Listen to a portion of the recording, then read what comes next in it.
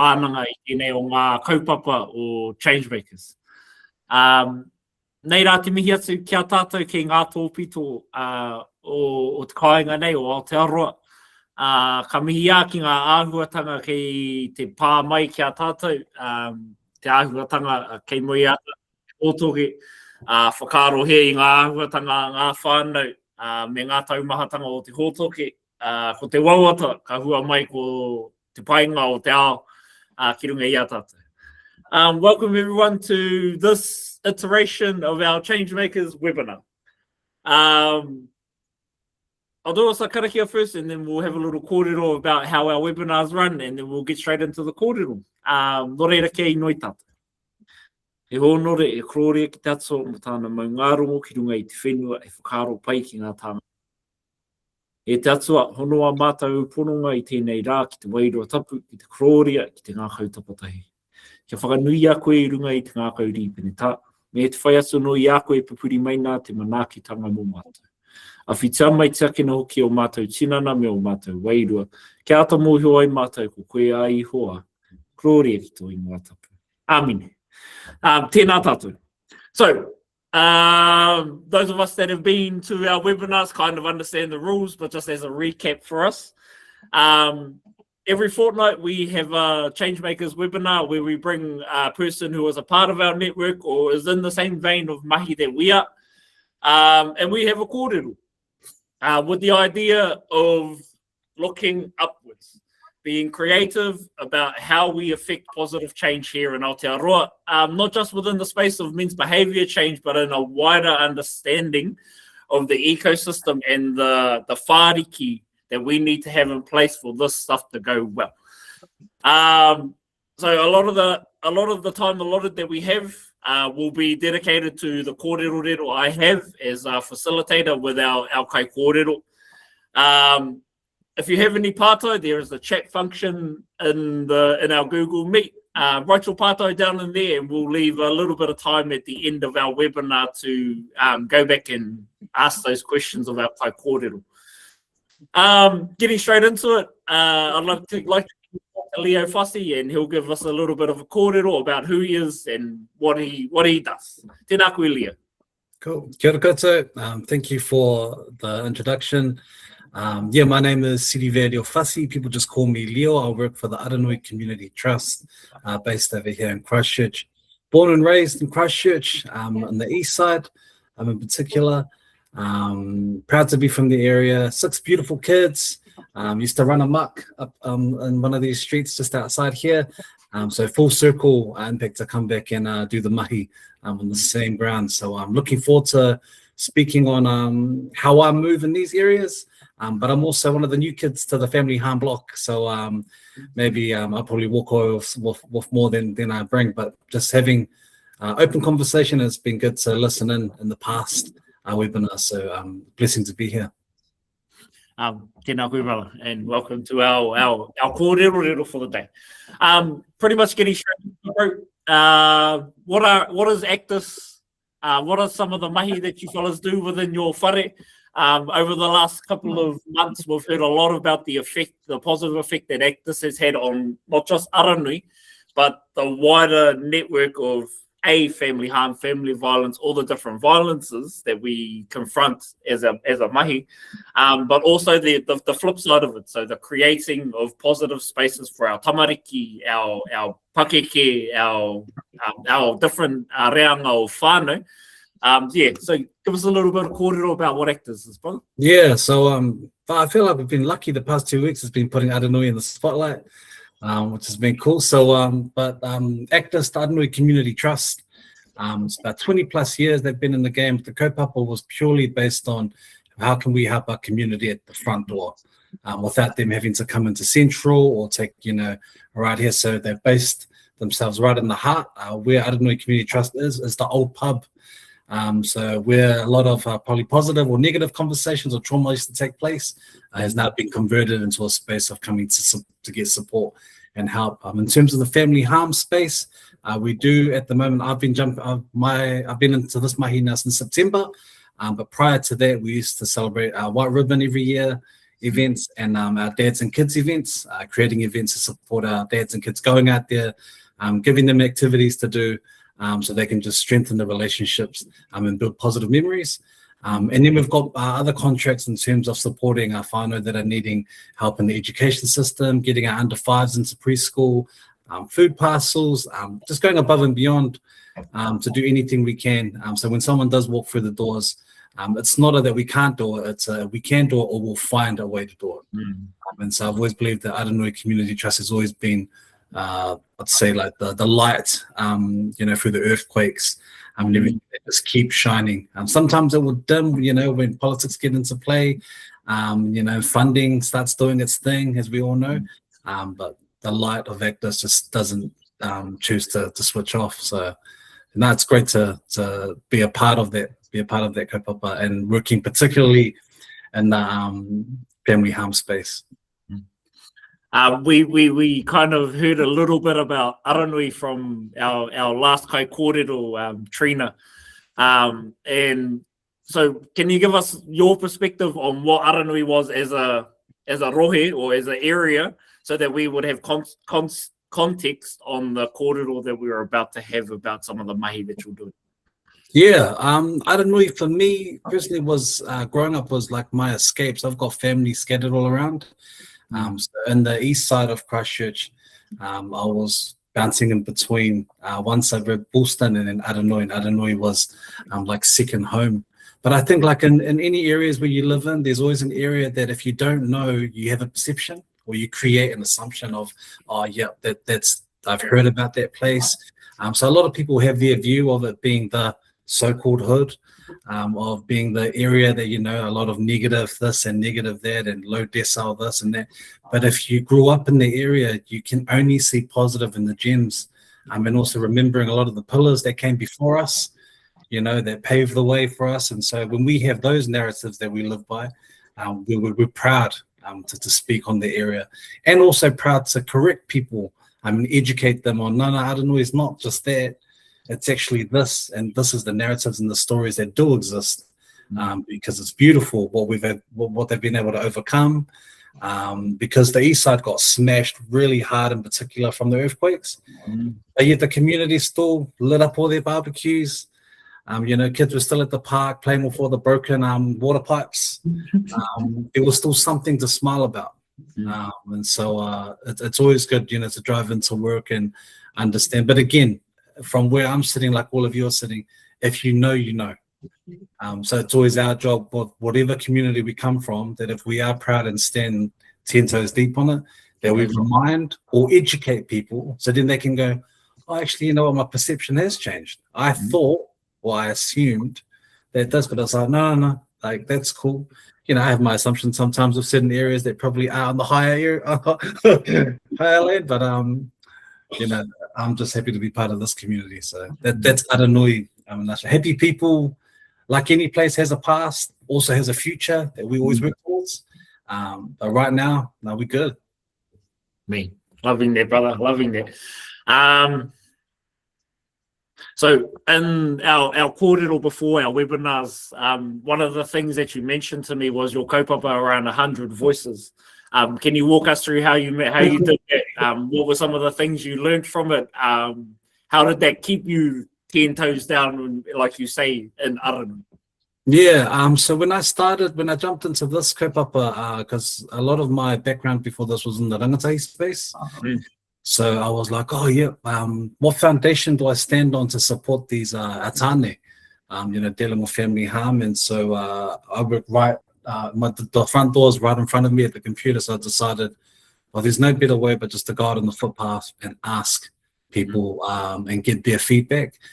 So I decided to gather 100 voices from the Aranui area. And the two questions I put out were, does family harm still exist in Aranui? And what does positive support look like for tāne? Within the 100 voices, 99 said yes, 1 said no.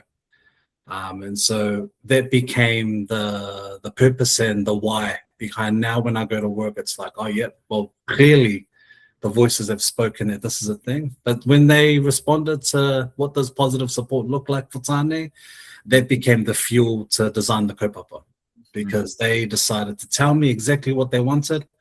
Some of it pretty hearty, and some of it just filled with hope. So an example was the youngest to answer was 10 years old. Student walking to the local high school. I asked them, "Hey bro, does family harm still exist in Aranui?" He said, "Yep, I hear it every day." And then I go, "What does positive support look like for Tane?" He took his time, and I was like, "Oh, yep, he's going to say something pretty deep here." And then he said, "Oh, if we could get all of our Tane and their families free trips to Disneyland." That was what positive support looked like for Tane. His older sister was with him and looked at him like, "What an egg."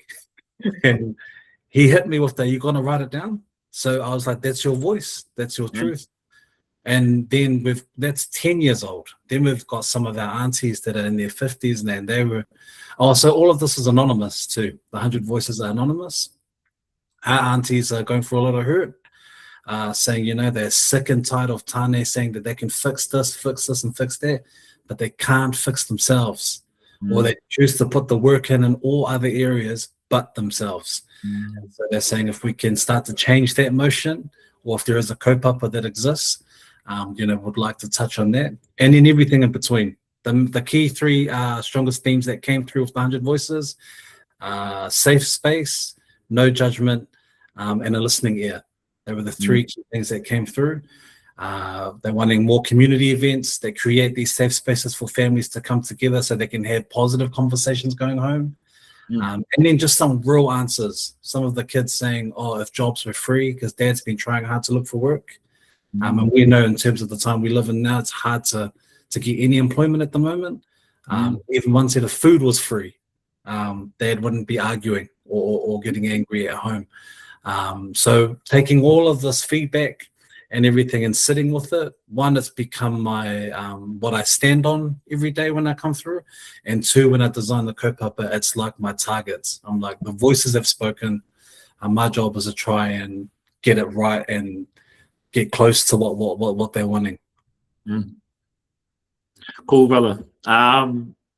So what are some of the positive outcomes from this 100 voices kaupapa that you've seen? What are some of the structural effects that you've made on... No, we'll start with actors.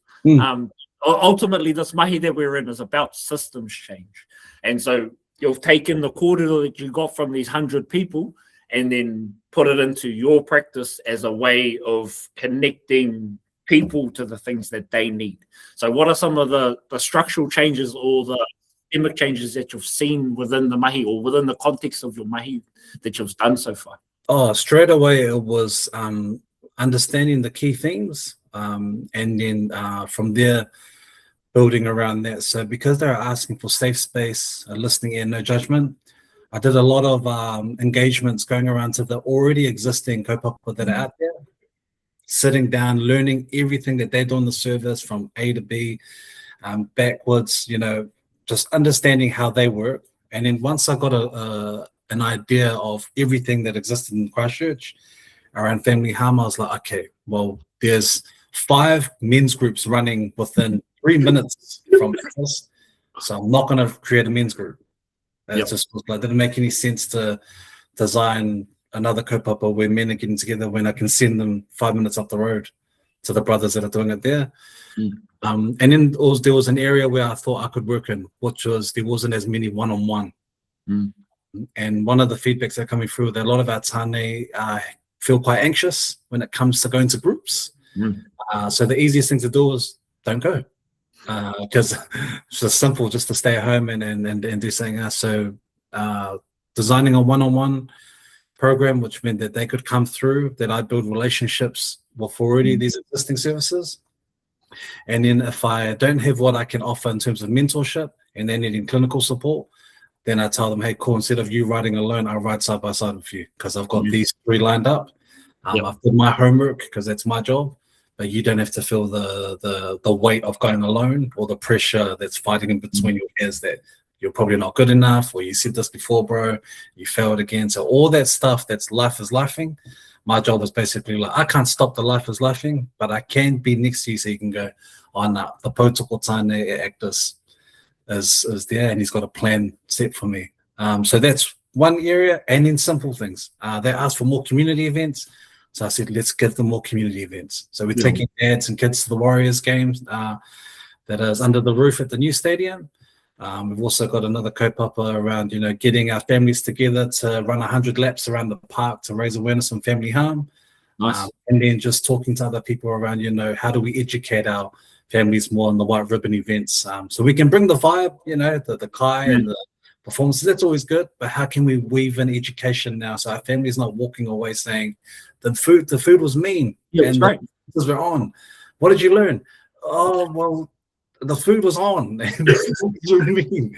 And so how can we weave it in a different way that they're like, oh man, I didn't know that that's what family harm meant. We thought family harm was just physical violence. We thought family harm was this. So again, it's that side of our community only know what they know. So our jobs as community workers is we gotta look at different angles to enter and look what's been moving one way and saying, oh, well, why don't we try this way? Because we start with nothing, so we've got nothing to lose. So that's basically, again, the 100 voices that in terms of what I'm trying to implement and put through is all based off of what the community are asking for and what they're saying. There was one part in your very early kōrero, and it goes to the whole whakaaro of ecosystem mapping, because that was kind of the first thing you did once you've garnered all of this kōrero that you got from the community or from your community. And then saw the need, like, I don't need to start another men's group. There's one right there. Yeah. But then not allowing whānau to go, well, like, and not just, well, no, you go over there and I'll send you there. Rather than like, and because we know that within the space, like there's the anxiety that exists, there's the whakamā or shame that exists within walking into those spaces. And instead of going, no, I'm going to push you over there, come on, we will go. Yeah. And allowing that to be the pathway into the room so that the healing can begin. Right? Let's have a little bit of a quarter about White Ribbon Man, brother. He is my favouriteest superhero of all time. For context, whānau, when we had the hui down in Christchurch, Leo and I had been talking, and he asked me, who should I turn up as? And I didn't even think about it. You turned up to our hui as White Ribbon Man, and true to his word, he turned up, dressed up in his superhero outfit. So, bro, walk us through how you got to White Ribbon Man. So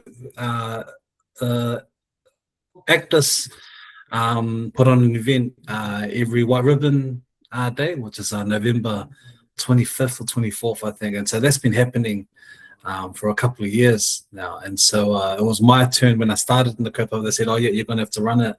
So we looked at it and I was like, that same kōrero I was just saying before around, how can we do something different? Or how can we, we're always going to have a speaker to come in and talk, probably share a little bit of lived experience. We're going to have the local high schools and primary schools. We're going to have everything that's there. I said, but how do we elevate something? Because I'm just like, how can I add my brick to an existing kaupapa? So I was like, what do I do? And I'm pretty much like, man, like, if it works, it works. If it doesn't, then I know, cool, well, that failed, so don't do it again. So I decided to go with, let's go White Ribbon Man. A lot of my colleagues thought that I was going to dress up in some white spandex and that. If I dress like that in Aranui, two things. One, I'll end up in hospital, or two, I'll end up not around. So the character, and if you ever see a picture in that, it's more like a community hero. So, long tee, cap backwards, white eye cover, shorts, white chucks. This is the kind of hero you can see eating a pie outside the dairy. This is the kind of hero you can see catching the bus. This is the kind of hero dropping his kids off to school. He's the hero that you will go sub to instead of like, what the heck? And even though a lot of the brothers, gave me a lot of stick, it was actually for the adults when White Ribbon Man was born at the last White Ribbon event. And so I did MC the whole event dressed as this thing. The community did, take it. They're like, well, what's going on here? Until one of the Māori wardens had approached me. They're like, can we get a photo? And then they started sharing about lived experience. What had happened. When kids ask me, oh, well, what's your superpower then? And I go, I raise awareness on family harm. Well, what's that about? Straight away, there's an opportunity to educate. Icebreaker. Yeah, because the conversation has started. So White Ribbon, man, for me, was really nothing to do with the soup, but more the let me meet you 50% of the way already. So you don't have to try and find that gap to go, oh, it's the topic we keep under the wraps. I'm like, well, White Ribbon man's gonna bring it out of the wraps. But no, in all seriousness, it's been great to have kids run up asking what the superpowers, having parents, talk about, even people saying we didn't know the White Ribbon was connected to that. One of the best ones was a young person going, there's too many ribbons. All the different color ribbons. That's one. Yeah. So I was like, hey, man, I just know White Ribbon for now. But in terms of, that's White Ribbon Man's goal was basically get out there when people are kind of like, what's this about? I'm hoping they close the gap and saying, what are you up to here? And then we can talk about family harm. We'll talk about what supports are around there. So you'll see them at the community barbecues, at the local events, probably at another conference. But when I got to the conference, there was massive anxiety. I stood at the door when I was dressed up, ready to go onto this one, because everyone was dressed in their ones, and their twos, and their threes. And I was dressed in my 11s. And I was like, man, are you gonna walk in, Justin? And it was again at that moment where I was like, no, actually, you know what, you've done all this mahi, the 100 voices are spoken in there. When you go in, it's that same thing, stand on, because I got nothing to lose. If someone did say, oh, this is ridiculous, or that's not gonna work, I'm like, well, I'm just trying something that probably hasn't been done. Because we can all say what is working now. We can get all the best speakers in one room. We can get all the best models in one room. We can get all the best this. I'm like, so what's wrong with trying new things? Like we said, if it doesn't work, it doesn't work. So we know, cool, don't do that again. Yep. Well, now White Ribbon Man is doing its thing. I'm like, hey, if it's working and it's working in the community, then I'll just keep riding with it. Love it. And don't get me wrong, brother. Like, it was when I saw you walk in dressed, it was a really reaffirming feeling for me. It was a really cool moment for me just to see someone who was so committed to the kaupapa. And like, don't get me wrong, there were probably people in there like, why is this? Yes. But that's exactly what you wanted. Because it's like, if they approach you and ask you why, then that's the icebreaker that starts the conversation. They might pivot the trajectory of someone's life, right? And that's like the goal in our rohe, in our communities, just to start the conversation. So yeah, big mihi up for that one, brother. So one of the things that we've spoken about in the last couple of weeks since we've been planning this kōrero, you mentioned earlier about some dads and kids experiences, and the one I really want to talk to you about was the Warriors game. How did you do it? How did you get it in there? What was the whakaro at the beginning? What were some of the connections that you had to make? What are some of the connections you did have that got you to this point? Yeah. So in the news at the moment, they're talking about this grand opening of the new stadium in Christchurch. Flash has, a lot of our tane have driven past it, probably did work on it. And a lot of us, we always talk about, oh, yes, Flash here and there, but you never really heard them talk about, oh, I'll go in there to watch a game. Obviously, after the rebuild, town is pretty flash now. And sometimes it's like, whatever identity used to be in there for, probably from the east side, from the suburbs, to go into central. When the quakes came, they wiped it out. So everything is like out of the box, flash. So because of the stadium, I was like, well, it'd be cool to give our dads, our tane, the experience to go in and be part of the atmosphere of what this new stadium will be like. And so the Warriors game was coming up, the first game in June. So, shout out to the boss, was like, no, we should try to get dads in there. And, when you never buy tickets anywhere, I jump on and tickets were nearly sold out. Yep. So luckily we're able to sort something out. And then from there, now it's been the planning in terms of connections. So, funding plays that funny game where it's like money's here one day and then money's not there. So I knew that the stadium has all different food outlets. So again, I've got nothing first, so I've got nothing to lose. Emailed all of them around what the kaupapa is for dads and kids. hoping to get them to respond back, saying if they want to jump on and, offer free kai here and there. And so we're able to get some response here saying, yep, we're ready to jump on. We can't support on this one, but we'll support on this event. And then connecting in with the Warriors charity CE. So just always doing research. So I just found out that the Warriors have their Legends dinner or something 2 days before the game. And what I see is opportunity that one of them might come and join the community barbecue. Here again, no one's told me, what a stupid idea, because I'm like, well, if they say no, they say no, but I would be like, well, why just ask? And also learned that the Warriors are also doing some stuff around white ribbon and family harm. So I'm like, cool, this all feels like the perfect email is coming into play, where we're taking our dads and our kids to raise awareness on family harm and build these positive relationships. You fellas are the Warriors coming over to our side of town. You guys are also pushing for, raising that awareness. Can we try work something? So I have been emailing back and forth around, we know your superstars will be here a week before kickoff. Can they give an hour to give out breakfasts to our kids when they're walking to school? Can they come to the beginning of our event before we jump on the bus to go to the game? Or can, whatever it is, I'm just asking for anything. But it's important. I'm not asking from a place of nowhere. It's explaining the kaupapa and saying, this is the why. What do you think and how can you help? And some will say no, and then some will say, yep, I'll jump on. And so, looking forward to seeing how that all pans out. But for now, the dads that are in and the kids, they're just super pumped. But I'm also thinking from here to the stadium is that same thing. You can create a vibe, Leo, which is cool and have fun in that. But how are you going to weave in the education so the dads know when they leave that they can talk with their kids saying, man, Dad, that was an awesome night. But Dad's also like, oh, man, I think I've got some options here around, what support looks like. So create the fun, which is mean and awesome, but create the fun with the education actually weaving right through. So the learning is taking place at the same time.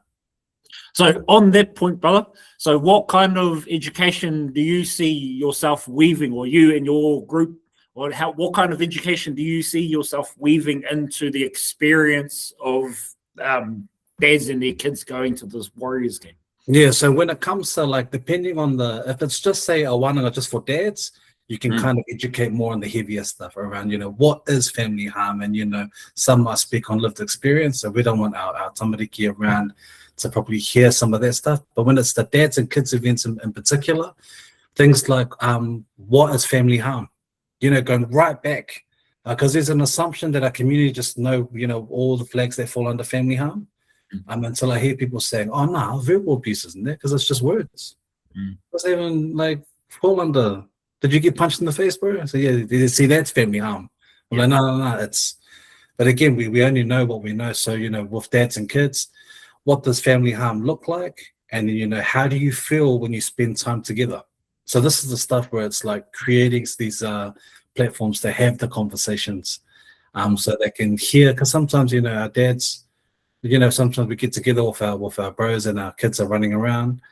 We can, have our talk and the kids do their thing. They're like trying to create a space where it's like asking those questions like, do you like going out with dad to do these things? Or, for the dads, how can we make it easier for you to create more of these kind of spaces? And how does that help in the house environment? And just probably asking the questions they probably already asked themselves, but they probably feel safer in a group or in an organized setting going towards something positive.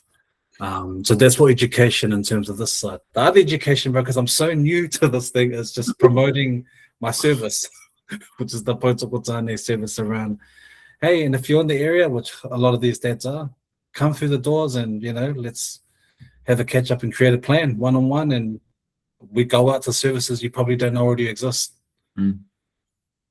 So yeah. There was a particular vein of the kōrero, and especially between you and I. So as a Māori man, as a person who has worked frontline and at various levels of the mahi around family harm, around creating positive situations, about creating safe spaces, my interactions with the system have been difficult. I find it really, really difficult to interact with the system in any kind of meaningful way because of my prejudices of the system. And that's not to say that everyone does it the same way. How has interacting with the system been for you in your relatively young mahi life with Actus, and then previously it might include your previous mahi within the rangatahi space? How has your experience with the system been, brother? When you mean system, do you mean in terms of like justice, or like what do you mean by systems, but or like social system is the overarching portai that all of these different threads sit under. So justice, corrections, social workers, any kind of government organization that contributes or is in the space of family harm, family violence, sexual violence, all of these different violences that we confront, because that's the issue. The system, when I talk about the system, is the overarching structures that exist to kind of deal with the issue. And so what I'm asking is how, because you've had to interact with the system, how have your interactions been with them?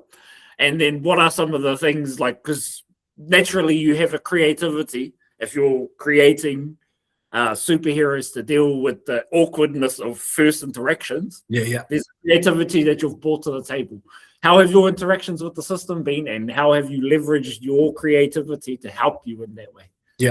So one of the key things when I started was relationship building was crucial. So luckily I had a lot of existing relationships, working in the rangatahi space. But the key thing with a lot of different agencies and that is that if you don't, I'm a big believer of just you've got a small window to explain who you are, what your purpose is, and why you're in the room anyway. And if you go in kind of just like saying everything but those three, they are going to create their own assumption of what your kaupapa is because you haven't educated them or told them what you're doing. So once the Protocol Tane service was set up, I went into full promo mode. So I had a full presentation, went out to all these different, basically going out to the system, saying, yep, my name's this is my presentation, show them everything. And then from there, talking to them around, now you understand what I'm trying to do over here. This is the referral process. And now I know what you do on your end. So in terms of now, with some of the clients I have and referrals coming through, luckily, like for me, it's been a blessing to have a smooth transition in terms of some of the different agencies that have been sending through their file order. If there are any bumps here and there, it's probably miss in communication. But I think they feel quite comfortable because I've gone in already to do the groundwork of this is everything I am, this is everything I'm for, this is to support this group, A, B, and C. And then they're like, oh, yep, so now we know the referral process, we know age, bracket, and we know what we need to know. So hope that answers the question, bro, in terms of that was part of it. So probably the bigger part for me and our relationship in the kōrero that we've had is, so the reason I mentioned mine as a Māori man and my interactions of it is I want to get a better perspective of your experience as a Pacific. So like you and I, we both know what it is to have whānau and how different that is to the word family, right? And so, like, I have whānau who do this mahi or kind of around this kind of mahi, and I'm assuming that you do too. And so, what has your experience as a Pacifica man been, and how has that contributed to your growth within any kind of facet of the mahi that you've done, whether it be rangatahi space, whether it be this new space of family harm? How has having that foundation of whānau or ainga or whatever the word is that we use, how does that help you? Oh man, so being Samoan and growing up before the law changed around physical discipline and what they look like, man, we've lived the experience in terms of family harm and that, and a lot of people would say we normalized it in terms of we can laugh about it and coming into the space to support families going through it, and with the Pacific lens and the Pacific way that I grew up. So I worked in Pacific space before this, and there was a Pacific lens and a Pacific way of approaching things, which for me, there was a lot more cultural understanding in terms of, space to allow things to naturally fall into place. Whereas I'm now working in mainstream, which is not Pacific, which sometimes mean, as much as I'd like things to naturally fall into place, there's systems that have to take place by, the box has to be ticked now. You have to move 2 steps forward. Now you take a step back. Whereas when I was working in the Pacific space, amongst Pacific people, there was an understanding where it's like, oh no, you know what? I also believe if we let the family have a say in this part, maybe there's some healing that can take place here on their timing with our guidance. And I always believe it's like a village mentality. They all come together. Everyone gets to say what they need to say. And then hopefully we all come to an agreement. Whereas I guess in the mainstream space where I'm working in now, I can't just assume, yep, I'm going to chuck in, because some of our brothers out there, one probably didn't grow up with their family, or have probably been in the care system so long. What is identity to them? And so sometimes it's like, what I can though bring as a Pacific person is the same thing. We call it whāloalo and tautua, which is respect and service. The same pillars that we stand on, or I stand on, doesn't matter what religion or race or gender, it's still they're still the same two that apply every time. If you respect and you serve to the end, and whatever happens between is with good intention.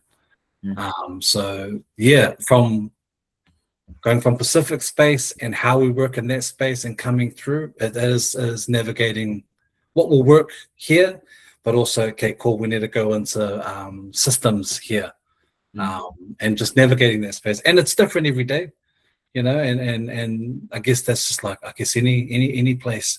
Some days you're up, and then some days you're like, cool, let's try this way for this whaiora, and then we'll try something else for here. But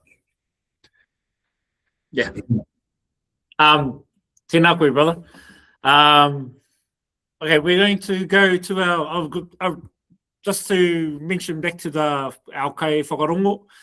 We have a chat function within our Google Hui. If you have any pātai, please post them there, and we'll start asking them of Leo in about 5, maybe 7 minutes time. But coming back to you, brother, I haven't had many opportunities to actually talk to people who have come to our Changemakers wānanga. So what was your experience of the day? What was your experience of the time that we spent together at Ngā Hui Whā? Oh, it was just, for me, learning and networking. Because again, there's a lot of guys I didn't know that are from the area that are in the family harm space. And so, been to other wānanga which were based around rangatahi. But coming to this one to support, the brother Matt was going to be there, and it's cool whenever he does come back home, but not just come back home, but come back home and be a part of a wānanga. And then 2, literally just sitting there and listening in to what other people are doing and moving, because when you're new to school, you kind of have to meet all the kids and know what they're up to. And so I'm still sitting at the front of the class. So when everyone started to do we're doing and people were introducing themselves, I was just kind of like, okay, they're from this kaupapa, they're from this, and then just making sure I'm linking up with them afterwards. Because same thing with 21 questions, like what do you do, how do you do it, and how does it work? And then saying, okay, can I apply that in the Aranui area? Will it work or will it not? So in terms of the event, it was cool to link up with new people, hear about their kaupapa, and then hear, from the speakers and what they've done and how it's changed, the lives of others in terms of the spaces that they speak in. But no, it's just cool, because I have to say that, bro, one thing I've been trying to look for is like more family harm training and professional development, right?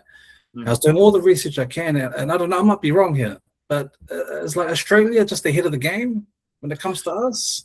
I couldn't comment on that, as I am not in any way, shape, or form an Oh, Australian. yeah, I just find Australia is always dropping. Matt Ritchie, they do a lot of mahi in Australia. And rightly so. Christy, this whakautu from Christy Trewartha, they just have more. They have more of everything, so they can focus more of their time, energy, and resources into this kaupapa. Whereas we're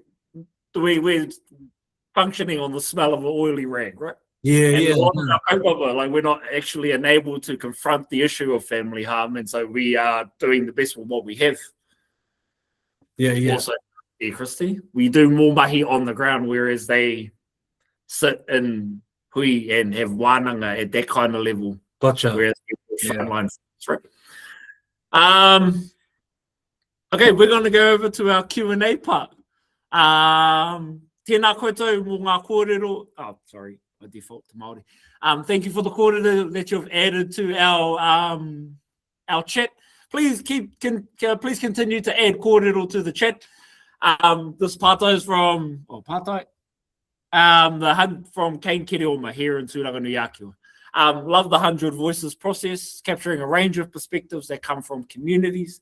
That feels like an achievable first step that most communities can make if they are wanting to do some temperature checking. Be keen to do something similar here in our community. And like, realistically, the pātai of that is, like, was it as easy as it sounded for you, or was it a lot of like walking around and just talking to relations and all that kind of stuff, brother?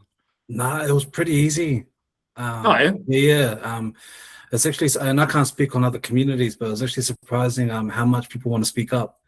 Nice. Especially our young ones, and I guess in a not so good way, how much they know about family harm, to quickly give their answers and share their lived experience. And so, on one side, really easy, and on the other side, it's like, I wish it wasn't that easy, if that makes sense.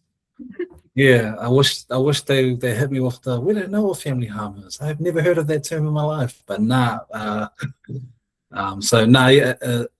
I found it pretty easy and a good eye opener. This kōrero is from Trina up in Tāmaki Makaurau by the looks of things. I love that. How can I add my brick to the kaupapa? And so, like you mentioned, walls and like these are pre-existing foundations. And so all we're doing as new people is, what can I add to that? One of the themes that I'm really wanting to highlight within the mahi that we've done as Changemakers over the last year-ish, I want to change this whakaaro to a whāriki. And this idea came from Christy, one of our amazing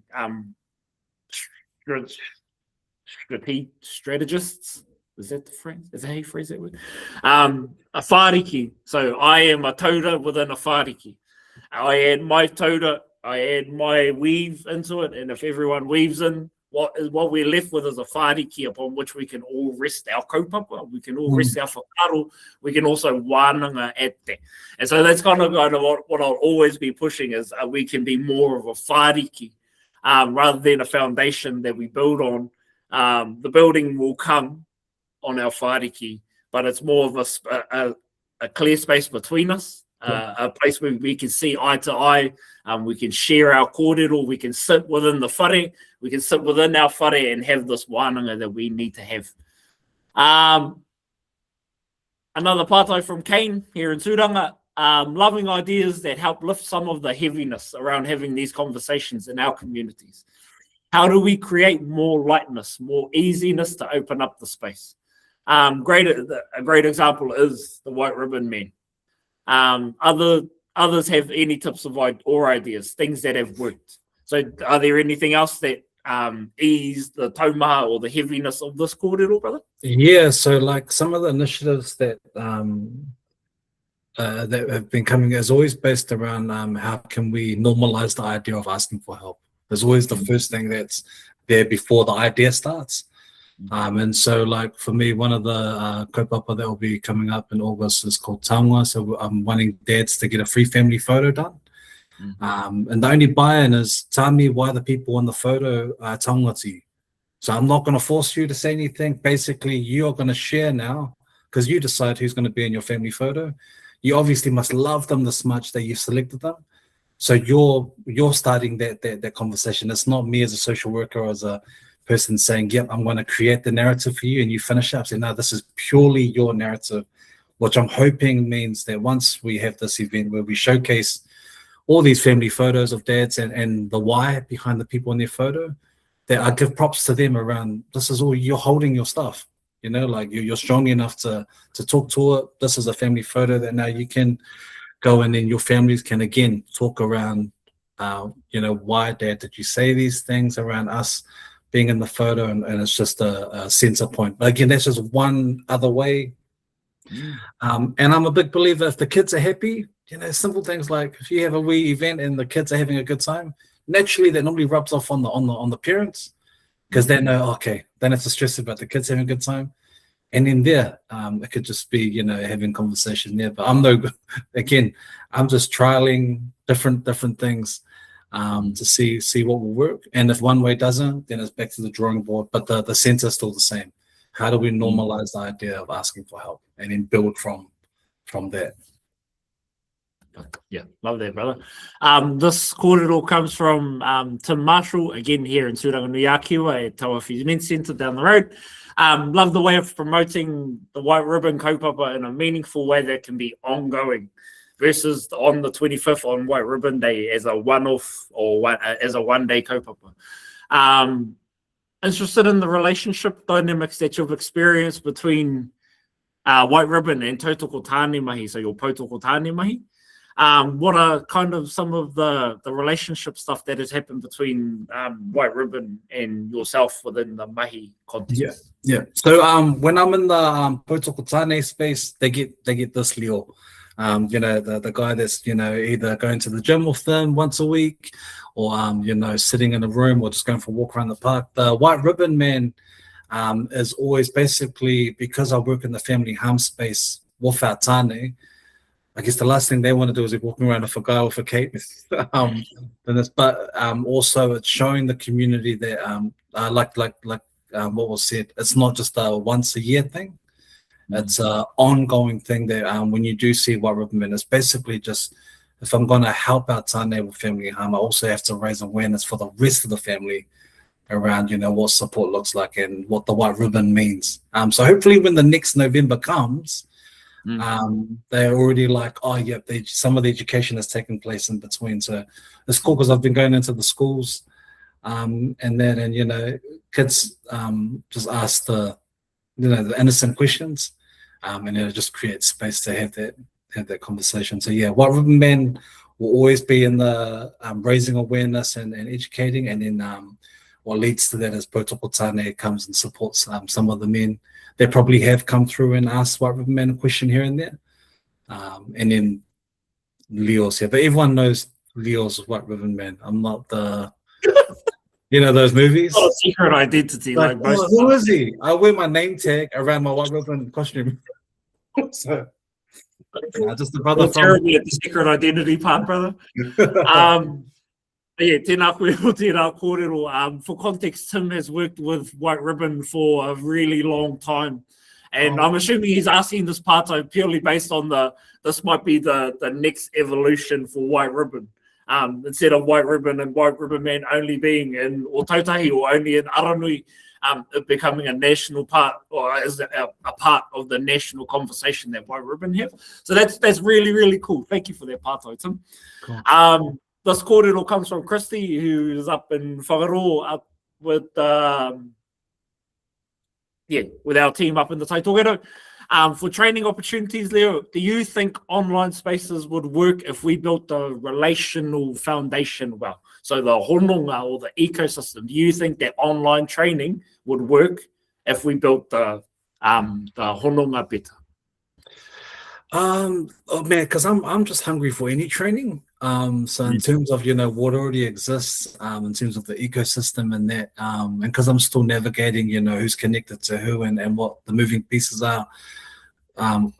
Yeah, that's why I brought up the question around when I've been looking for trainings or wānanga that are there. When you guys put your one on, I was pumped. I was like, yeah. But then I was like, when I see your one, I was like, I wonder if there's others out there. And then that's when I realized, I was like, man, it was like, oh, Brisbane or Canberra or Sydney or Perth. And I was like, oh, yeah. Or the one odd one in New Zealand. And so I was just like, oh, maybe you're just really new. You're looking in the wrong places. So any, if you guys think that, that's a space where it could strengthen the training aspect, then yeah, like it will be cool. And if not, probably just an online platform. Yeah, you know what? I'm like, sorry, I'm talking about a space where like I'm trying to look for it. So I'm just hungry for anything. I was like, no, whatever's out there and whatever's moving. And if there is trainings that people know and I don't know, then maybe, I don't know if it's a space that probably already exists. Is there a space where it says either all the family harm trainings or wānanga that are taking place? It probably does exist, and I just don't know where that's at. So show me the way, and then I'll educate and learn where these things are moving. Probably one of my favorite things about this Changemakers network is that we have a spread or a spectrum of people with experiences. See, not even 2 seconds after he answers the question, there's a comment on there with a link saying, here's all the family harm training that we have. And so there's that link there, but who other kōrero is but tāne specific training for family harm reduction, intervention, prevention, all of that kind of stuff is rare. Yeah. So that might be an avenue that someone here in our whare needs to look into. Yeah. Anyway, what I was getting at. Actually, I think we're going to call it there, brother. There's been so much cool kōrero. Okay. We'll give this one, Kane. You keep asking questions.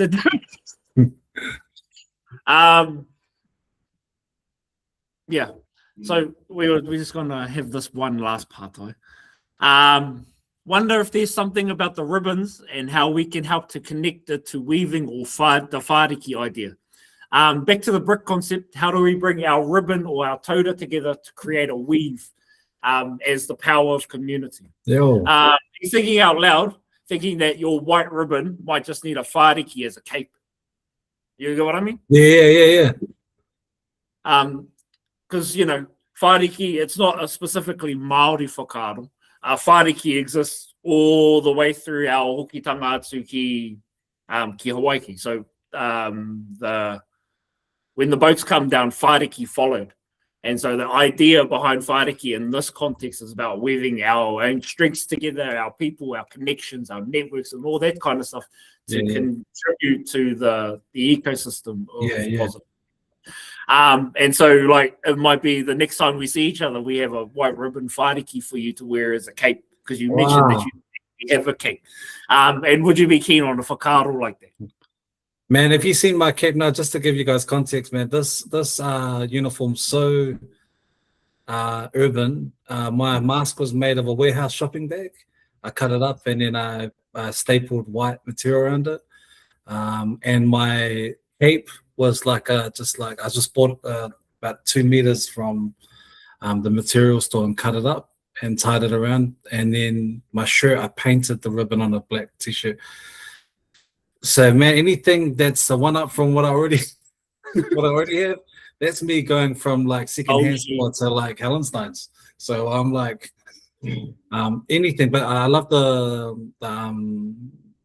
message behind it. In terms of weaving together, and thanks for bringing up the brick thing. I think for a lot of us, it's important. For me, when I came into the scope upper, I realized there are already giants in the game that have done awesome mahi, so it's easy to just stand on those shoulders already. So it's in terms of your idea, Kane. Yeah, man. I don't know what that looks like, so maybe you're telling me you've got a bit of a creative arm there that you can do some. He does. So, yo, that's me. Or maybe we got a White Ribbon man, because it's not just me. I Yeah. mean, everyone here can Yeah. get dressed as White Ribbon, whoever. So, Kane, I'm looking forward. You might be on the next one and you're dressed up, but we'll see.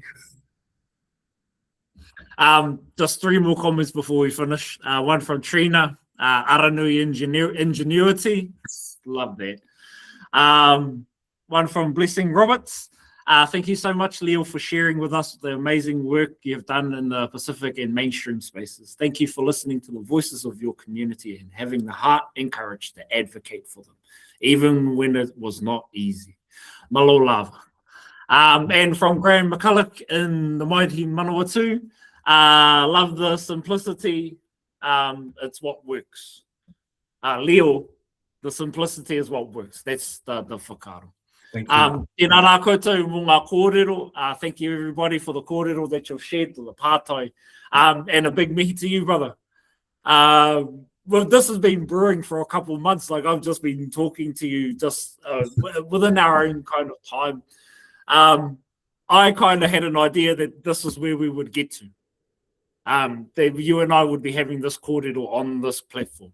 And just hearing the growth that we've both shared over that time has just been an amazing thing to watch, brother. So thank you for sharing the space with me. Thank you for sharing your version of Aranui. Thank you for sharing the colour that you're bringing to the hood.